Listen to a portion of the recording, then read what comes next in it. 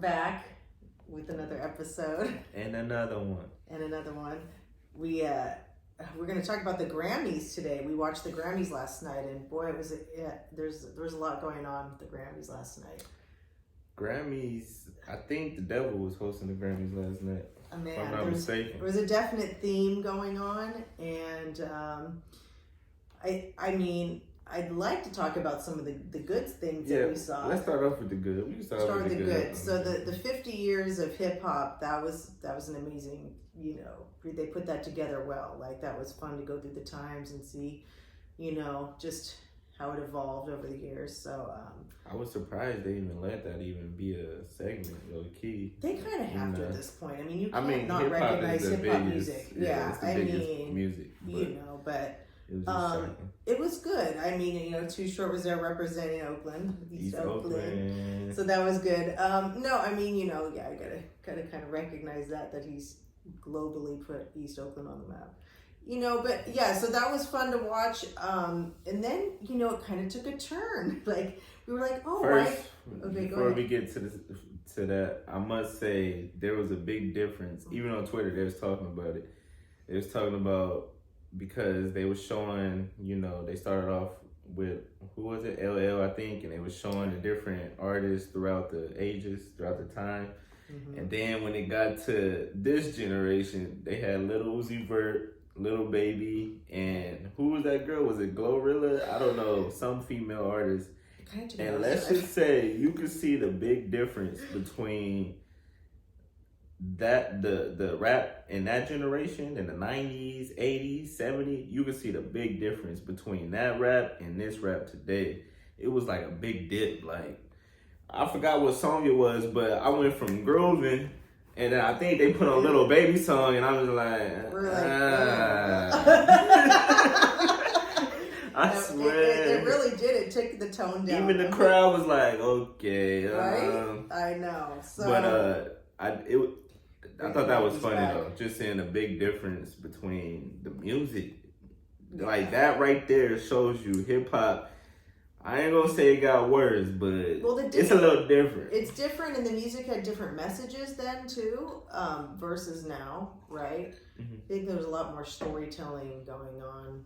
Different storytelling. There's storytelling going on now, but I don't know, different beats, and you also have, the East Coast hip hop scene versus the West Coast hip hop scene is also different because they had different sounds. Atlanta has their own sound. Different regions have their own unique take on it. But yeah, well put together. And so we're sitting here watching, right? And we're like, oh, why isn't Jay-Z up there? Right, we like, wait, they don't do the 50 years of hip hop without having Jay-Z? Because he's out there in the crowd rocking, doing his thing, Till we found out, no, he coming. And did he ever? So we're watching this, and I'm like, he's sitting at a table, with, who is it there? I think it was him, DJ Khaled, Lil Wayne, Rick Ross, right. Two other dudes. John Legend was off to the side on the piano. It was for the God Did performance. Right. It was the last performance of the night, the finale. And go ahead. And I look over at Jay, I'm like, does it look like this, like he's sitting at like the Last Supper? Like the table's the Last Supper? And then at one point, DJ Khaled got up. I'm like, is he Judas? Like, what's going on? Like, why is he pretending to be Jesus? And what am I watching? It was so random. It just was bizarre. And I was and what kind of threw me was the table was set in such a lavish way, and it was like, but then they had the candelabras, which made it creepy. But they had like all this wine and fruit, and just, it was like full of, it was like the devil's version of the Last Supper. Like, you could tell they were trying to recreate it, and it wasn't, it looked like a mockery to me, but they was trying to recreate the Last Supper, and Jay-Z was obviously in the middle, so he was portraying as Jesus while he was rapping his verse. Then you had Lil Wayne, Rick Ross, DJ Khaled. I guess they were the disciples, and like you said, Khaled got up. Khaled was up, and I think he was in, if I'm not mistaken, Judas, in the picture of the Last Supper, Judas was sitting, I think he was the third one away from Jesus or something like that. And Khaled was the third one away from Jay-Z, so it was just like a lot of different symbolism that was wild. My thing is this: you could have sang that song many different ways, trying to recreate the Last Supper, pretend you're Jesus, all that. Like, I don't know, this doesn't work for me. It's like, I don't know what's going on lately, but we watched the House Party movie recently. They had a whole scene, the Illuminati sacrifice thing. I was like, it keeps getting put in our faces, and it's like, music is such a powerful medium in general, right? And so I think the takeaway for me is like, I guess you have to always be cautious of like, okay, what are you listening to? What are you getting infused with? Not that I haven't before, but like I always say, Lucifer, which was the devil as an angel, he was known for his music. So it's not surprising they using music as a medium to, promote this stuff. And it was just wild. And then we found out that I guess Sam Smith. I didn't know about that one, but we didn't see that performance. We tapped in a little late, but Sam Smith did a whole performance with no, this is terrible. I forgot her name already. But they did a whole devil theme, right? Like he had the horns on, and he was he dressed basically as a devil. So was she. She was a devil in a cage. It was very. Clearly they were sending their own message, right? They had it. I think the song was called "Unholy," right? I know. See, I don't have my other phone here to Google it, but yeah, no, so that was another thing. So it was kind of like, what happened to the Grammys? What happened? A lot of satanic innuendo. I've been watching the Grammys forever, and I've never seen that kind of display. I was kind of like, wow. Right in your face. Thank God for the hip hop performance, because that kind of was like, and the Smokey Robinson tribute was good. All right, that was Stevie Wonder. I enjoyed that. Dr. Dre got the inaugural award. Okay, that was good. There were definitely some highlights that were worth mentioning, but the undertones that kept coming in. Right? That's what was kind of like, okay, slipping that message in. Mm-hmm. I forgot to mention Will Smith was actually supposed to be a part of the hip hop 50-year thing, but wasn't it at the Grammys when he slapped Chris Rock? No, Oscars. Oh, the Oscars. I'm sorry. Oh, well. I'd like to know why he wasn't there, and Kanye was, absent, but I'm not surprised about that. He kind of he dismisses shows like that. Yeah, we didn't. He was fine. But another tidbit I wanted to add is, it's wild that when we had these other award shows like Hip Hop Awards, Soul Train Awards, BET Awards, you don't see half of the biggest celebrities at these award shows, but you see them at the Grammys. Like, they'll complain about the Grammys, but they always show up though. They always there. Because Grammys is the highest honor in music. That's why. And so here's the deal. Unless they're being honored at like the BET Awards or something, you're right. They're not going to show up. I mean, they do though. Like, I feel like if they would come, because back in the day in the BET Awards, top artist was performing at the BET Awards. They absolutely were. They was there. They was, giving the people what they wanted to see. Now it's like bougie and it's like I'm too good for those award shows. I'm only gonna go to this award show known by predominantly white people. It's like predominantly a white audience that watches the Grammys, and so it's just, I don't know. It's just wild to me to see all that. But I think the thing is like the Academy Awards, right? That's the highest honor if you're an actor. The Grammys, it's the highest honor if you're a musician.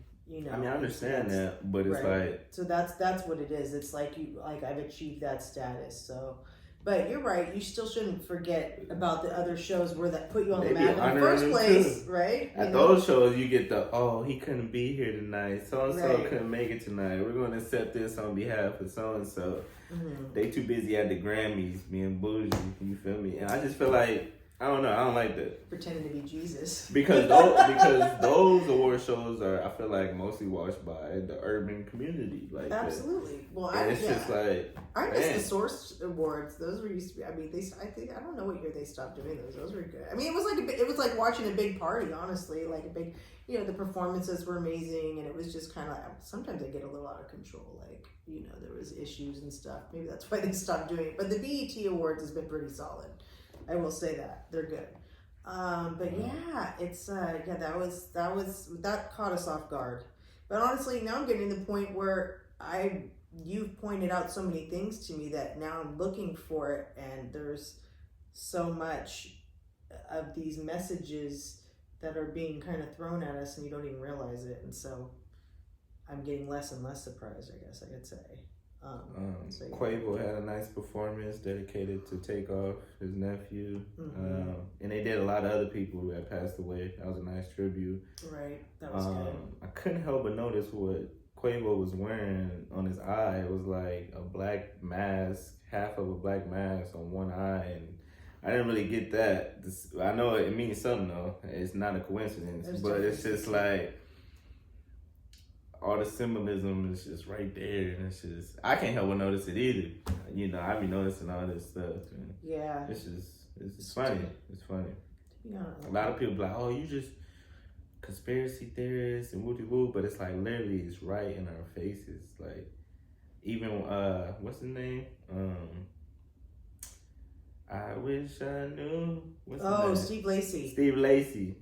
The devil horns in the back. Right, I know it's on his album cover, but it's like still they put it right there, promoting it. It's just crazy. That's 3 different performances. Sam Smith, him, and then Jay-Z did the whole Jesus thing, but it was kind of like, his was not as obvious, unless not to say we're looking for it, it was kind of obvious to me, but not as like, they weren't prancing around in like, red, dresses with horns, but, it was a mocking in a sense. It is kind of what we thought it was, so. Yeah, it was wild. It was wild. I usually don't even watch the Grammys. That's the funny part. I just happened to catch it last night, whatever, but, yeah, interesting. Mm-hmm. I know. So, anyways, I don't know. The awards shows have changed over the years, that's for sure. And I don't know if it's for the better. Let's put it that way. Me neither.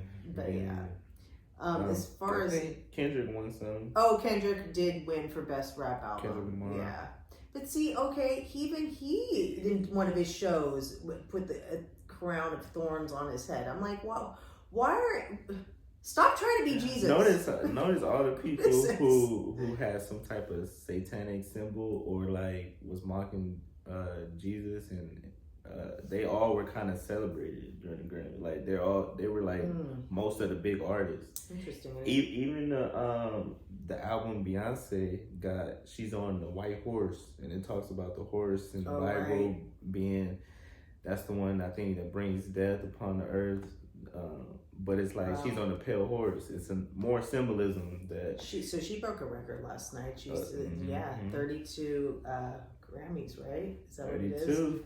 What it is? She's up. She's the what did they most say? Of all time. Most of all time, yeah. The GOAT. She passed Michael though. She got more Grammys than Michael. So it says she's the most of all time. I don't know how many Michael had. Michael had got what? 12. Well, he was nominated for 12 in one night. Right. Yeah, I and I think Kendrick Lamar actually got nominated 11 times, and they was asking him in the interview like, "Oh, what happened if they nominate you more than Michael?" And he was like, "I don't even want to get nominated more than Michael because he the GOAT. I don't even want to be put in that conversation, and he deserved to have the most, this and that." But to be honest, I feel like they already know they're gonna win before they get there. Most of them. I feel like the winners, some of them. That. I feel like they know. Yeah, but why do you think so? Why do you think? I don't know. I feel like they act surprised. It's been stories that some of them will like pay off the Grammys or like I'm not attending if I don't win. Well, there's definitely a lot of politicking. It's a lot of politics that goes on. Let's be honest. You can't. Yeah, we know there's some stuff that goes down. It's a lot of different politics. That's why it's I like think all sports. the awards shows are like that. Yeah, it's like sports. Like lately, me and the whole world been on the sports is rigged hype, you know, NFL rigged, because it's like you start to see it. You know, I've been seeing it, but it's like every year more and more they just put it out there to the point where it's like they don't even care at this point. It's like they count on you to be naive and ignorant. Vegas controls the sports. Let's be honest. Probably, you know. I think that's why I don't gamble on teams. You know, I do my little FanDuel prize picks and do the players, but as far as putting my money down on one team to win, it's like it's too unpredictable. You don't know who they want to promote. Usually it's who bringing in the most money. You know what the bottom line is. And right. Well, didn't you say there was something too with wherever the World Series is? Sometimes, usually the Super Bowl. Like there was some kind of connection. Yeah, like I forgot. It's usually like even right now. I seen it on Instagram. 5 years ago, back in 2017, the Eagles won the Super Bowl. They in the Super Bowl this year. Mm-hmm. And also, the same teams, whoever won the baseball championship this past year and the NBA championship, they also won 5 years ago. You know, so it's like it was like a pattern. Yeah, it was like a pattern. Like, so they're trying to say, oh, is the Eagles going to win? You know, keep the pattern going, this and that. So, I don't know. At this point, all you hear is scripted and scripts, and you have former NFL players coming out talking about this shit is rigged. Right.